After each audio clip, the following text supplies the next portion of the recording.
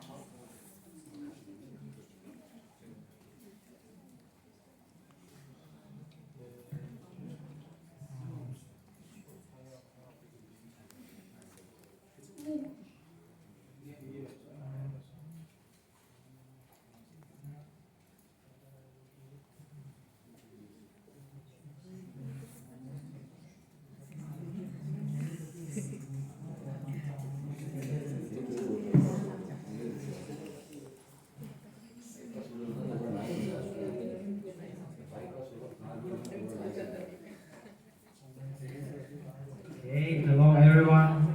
Today we are going to explore Russia, country of contrast. Thank you for coming, and we're ready to start. Okay, first I would like to introduce ourselves. My name is Timur Shev, and I'm from Banking Finance. I thought it wasn't working. Hello everyone, my name is Timur and I'm from the Department of Diplomacy and International Relations. And I will start by giving a small introduction to as I thought it was important. As I was preparing to this presentation, I thought how to better present this country given the current circumstances. And I wanted to say that Russian society for a long time and until now keeps ignoring certain facts, focusing on the idea of a great Russian Empire or Soviet Empire. And while in the reality there has never been a period in Russian history when people lived in peace and dignity, actually suffering is the core of this society, we can say so, we're used to it. And we might say that maybe the 90s were the period when people lived kind of free, but even then there was economic chaos going on. And also another thing that will be interesting to focus on will be that many of the names that Russia celebrates today are at a certain period of time, were at a certain period of time either silenced or persecuted by the government. For example, Pushkin, maybe you know him, is a famous poet. He was sent into exile.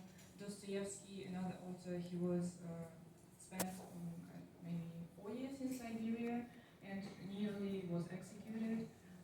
Two Nobel Prize laureates, Sakharov and Pasternak, were also treated as enemies at a certain period of time. Also maybe Bulgakov and like many other authors wrote in a drawer. And this pattern is not, this list of these people just goes on, and this pattern is not accidental. It reflects a society that fears intellect, consciousness, and free thought. And it's obviously happening today. And another paradox, many of our cities, educational systems, other institutions were also built or designed by foreigners. For example, famous Kremlin, the architect was Italian. Yet today, the Russian political rhetoric screams about certain traditional values that are Russian in the core, and it's just funny because they publicly denounce the West, and I think it shows certain identity crisis going on. Yeah, but now Timon will start with the talk about the geography. Yeah, let's talk about geography. Everyone knows that Russia is the largest country in the world.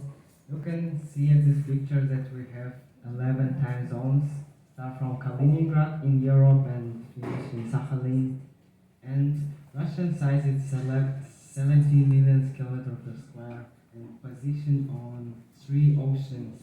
You can see Arctic oceans, and we have borders with 16 countries. Yeah, And being the largest country in the world, of course, we have a lot of natural resources. You can see that 30% of the natural world gas is in Russia. Also, it's in top 3 of countries for the gold, diamonds. There is a lot of oil, and the total value of all of those resources, found resources, is over $30 trillion. Next, let's talk about nature. Of course, Russia is the biggest country, so our nature is quite rich. Start with mountains. You can see these pictures. Ural Mountains, it's a border between Europe and Asia, stretching across 2,500 kilometers. And it's quite rich in minerals, myths, and geological wonders. Next, you can see Mount Elbrus, the highest peak in Europe, at least 5,600 meters. Elbrus is a dominant volcano in a bucket list of climb for adventures around the world. Next, you can see Kamchatka is a wild land of fire and ice. Kamchatka is home for over 160 volcanoes, geysers, and untouched nature. You can see these pictures. It's one of the most seismic places in the world and remote and spectacular regions in Russia. You may know this lake because it's world's deepest and oldest. It's Lake Baikal. It holds 20% of all fresh water on Earth. It's very pristine. The only mammal living in it is the nice, cute Baikal seal. And it's considered a natural wonder. And also, just an interesting fact. Despite its age, this lake does not show signs of aging, and on the contrary, its shores are constantly expanding, and geophysicists suggest that Baikal might be an emerging ocean. And then, when you look at the map of Russia, you might see how green it is. Most of it are the forests of taiga, which are located in the European part and also in the Siberia region. Taiga is the world's largest land biome, and Siberia is a vast, cold, and mysterious region. It covers most of Russia from Ural Mountains to the Pacific, and Timur is. Also, I was born in Siberia and was living and go through this cold Siberia. Okay. Natural fact: Russia has more than 2.5 million rivers, of which 127,000 are freely used, and over 2 million lakes. And now we're going to talk about 2 capitals, the most popular cities in Russia, Moscow and St. Petersburg. Actually, we call it 2 capitals because Moscow is present capital, this dynamic mix of politics, power, money, and history, and St. Petersburg was a previous capital about 200 years. In contrast, is cultural heart of Russia and city of canals, palaces, and timeless art. And we usually in Russia say that people who live in Moscow, they cannot live in St. Petersburg because for Moscow, St. Petersburg is too slow, and for St. Petersburg people, Moscow is too dynamic, and when you come to Moscow, you cannot go even through streets. Yeah, the people are very different. Like I personally, when I went for the first time to St. Petersburg, it was very surprising for me how calm it is there, because in Moscow you always have to look chic, and in St. Petersburg there's no such pressure. And coming back to Moscow, it's a city where it's very diverse. You can see modern business districts like the Moscow city there, but at the same time on the corner there can be a 17th century church or other beautiful historical buildings. And also there is Soviet architecture. It's called Stalinsky Empire in Russian, or Stalin Empire style. For example, this one is Moscow State University. It's in top 100 universities of the world. Very beautiful building. It's the main one. And this is a building where people actually live. It's It's a building on the Kotelnicheskaya street.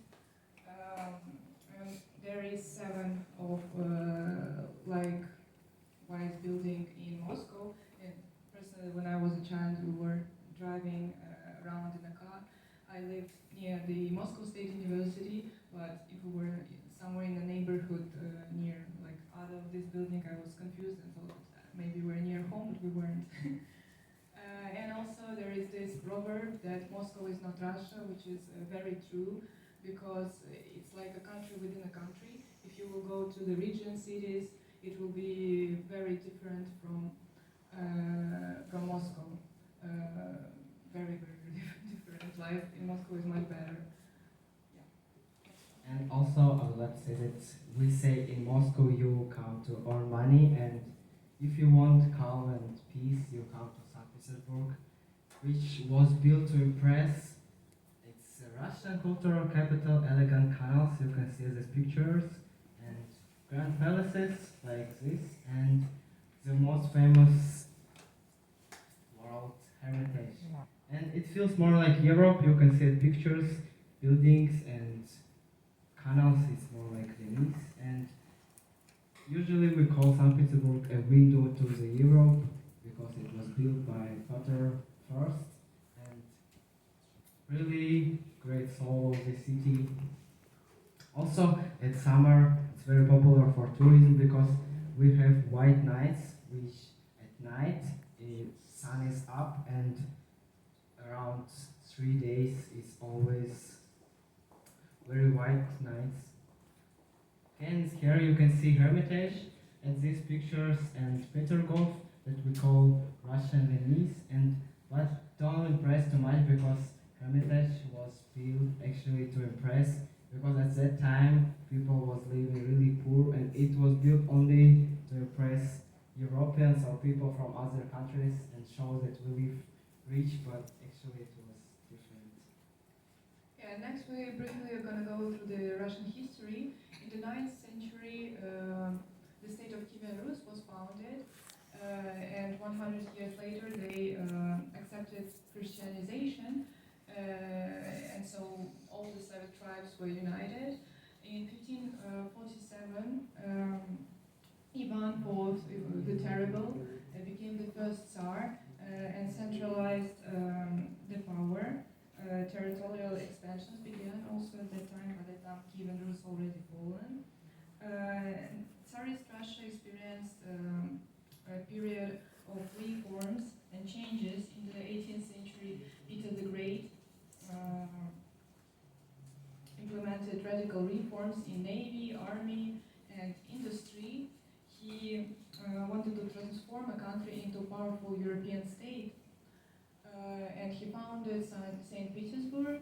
There was nothing there at that time. He founded from the beginning, and of course his focus was on Europe. He was influenced by the architecture and everything. And it became a new capital for 200 years to follow. And then in the beginning of the 20th century, in 1917, the October Revolution, or the Russian Revolution, happened. It marked the end of the dynasty of the Romanovs.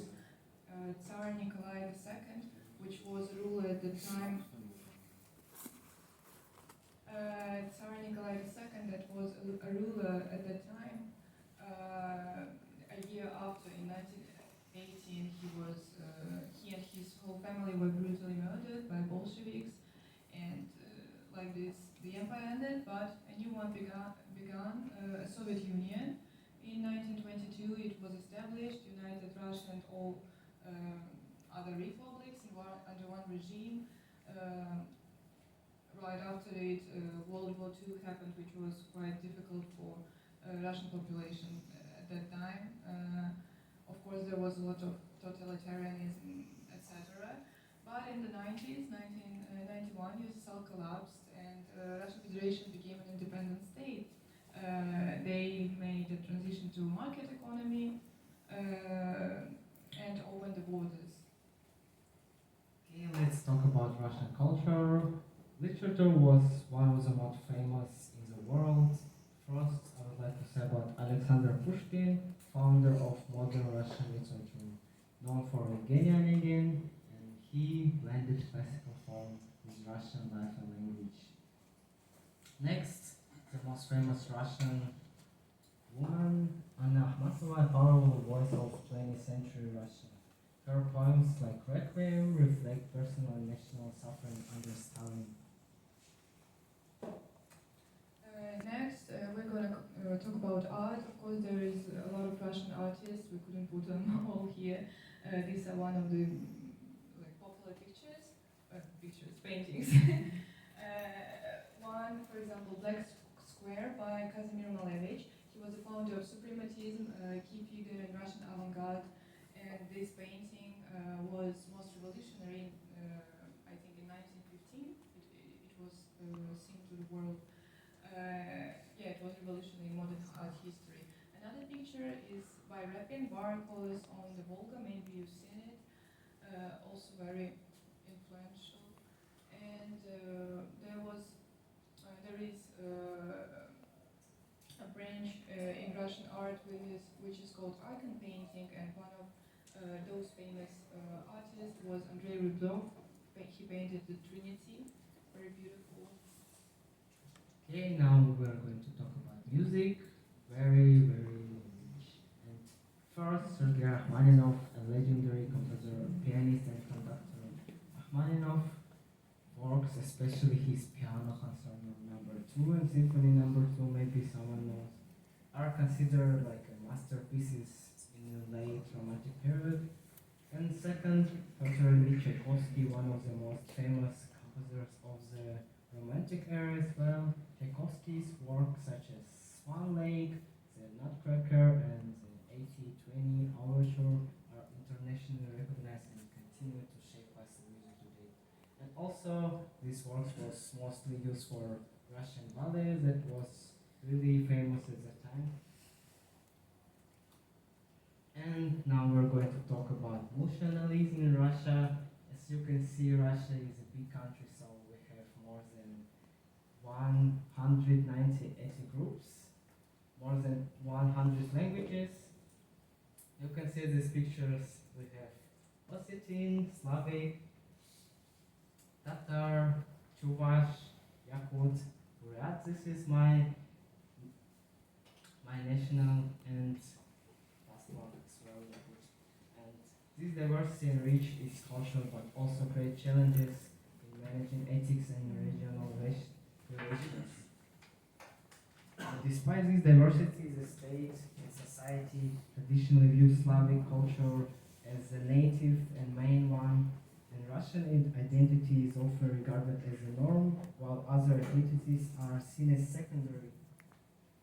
This is evident even the wording in the constitution, which refers to the Russian people as a state-forming nation, which can marginalize other ethnic groups. You may wonder why so many nations are in this one country. Well, the answer is quite obvious. All the expansion of borders that happened, they happened through using brutal force, military conquest, and forced integration of these groups. And you can understand why this integration is forced even by looking into recent history. For example, here in the south, there are not only Chechens, there are only English, Dagestan, a lot of different Caucasus people living, and there was a Chechen war. People wanted to be separated from Russia in the 90s, but well, Russia won.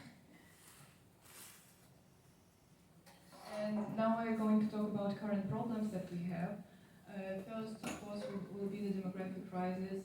I think it's currently in many countries, also it is in Russia. The population is declining, first of all due to war, low birth rates, aging society, and high immigration of youth. As you can see, we are here. Economic dependence on natural resources. Of course, Russia has a lot of natural resources, we talked about it, but I personally believe that people living there can do better and can do much more than just sell their oil. So I think this could be improved. Then the main and most detrimental problem is corruption, and with the rule of law, corruption is literally everywhere on all levels.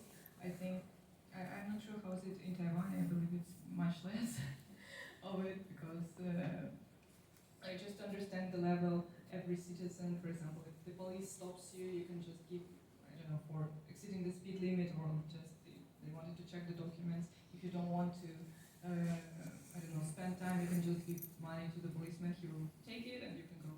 So it's it's like this. And it's in all levels. The next thing comes from it. It's like environmental degradation, also happens mostly due to corruption because of it. Pollution of air, water, soil, deforestation every year, some catastrophic environmental problem happens. Then, of course, centralization of power. There is over-concentration of political power in Moscow, economic and political power. And this is called vertical of power, I think. This happened in the 21st century, when regions lost their autonomy and all the power started to be concentrated in Moscow, which of course is not so good for the regions. And the final one. Last problem, but not least, education challenges. Many educated young people leave Russia for better opportunities abroad, and educational system after 2022 changed significantly.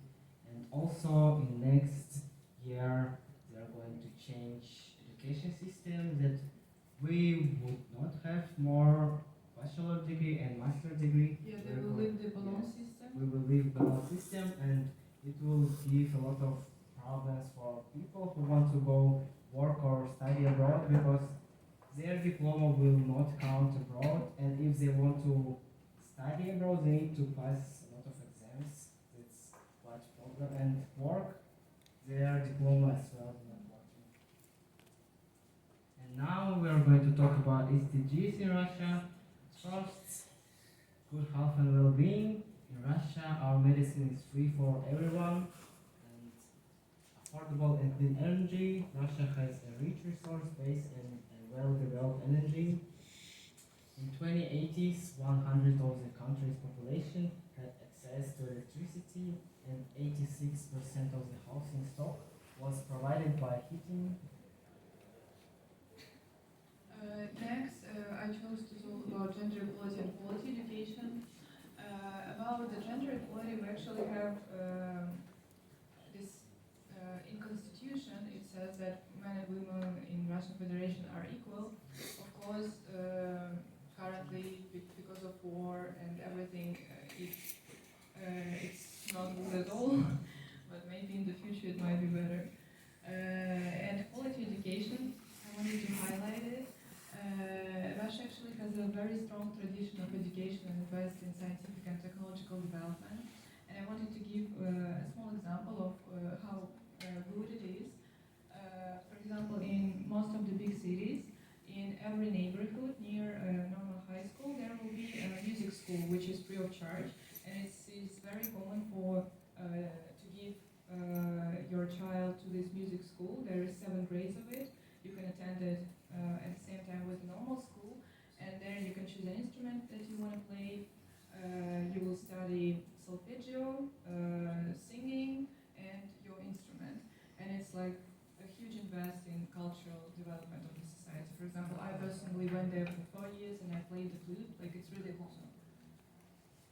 And that's it for today. Of course, in 20 minutes you cannot explain and explore Russia fully. So we was trying to make it possible, and now we're ready for any questions. Yeah, I wanted just to add that you can say that Russia is a unique historical case of ambitious attempt to build a communist state that lasted for nearly 80 years. There is no such like other example in the world. So yeah, it's interesting to look into it. We're ready for questions. Thank you.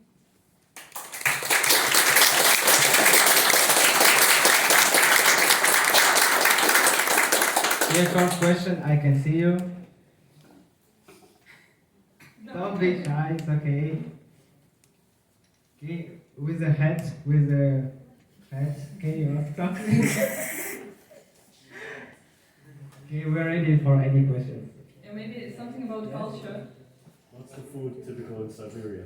Oh, in Siberia, typically, we usually eat a lot of meat because it's cold, and we eat meat, not just meat, we eat with bones, and it's quite fat maybe for Taiwanese, but it makes food much more delicious. And we eat a lot of fish. Okay, next question. Something about culture? No? Again?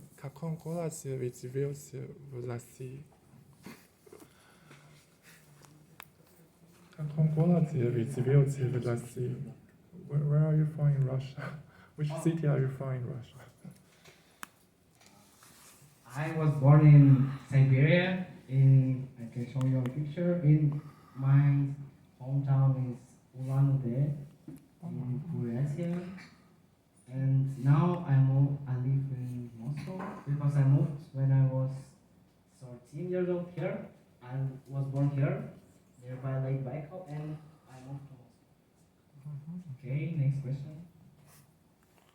Sorry, can I ask you a question? Because since you study diplomacy and international relations, I wonder how young people, like among our age, view the war, like how their views right now in general. Well, right now it's not possible to conduct like sociological polls because in authoritarian states that don't really work. But well, people whom I know, most of them separated, their opinions separated. I even remember like the